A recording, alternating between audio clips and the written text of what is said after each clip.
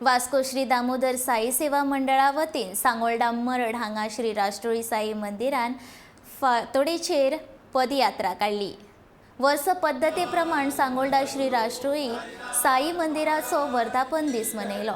अखिल गोमंतक साई सेवा मंडळाचे अध्यक्ष वज्रधार कळंगुटकार हांच्या मार्गदर्शनाखाला श्री दामोदर साई सेवा मंडळा वतीन दर वर्सा प्रमाण पदयात्रेक आयोजन केले।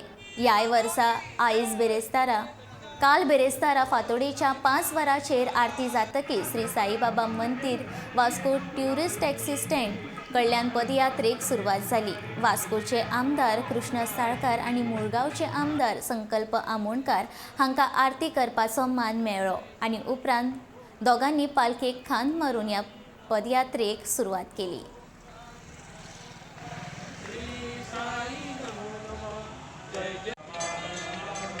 बाबा आमचे अशें एक दैवत आसा जाका भारतभर लोक मानतात आनी ताचीच आज ही पदयात्रा आज वता।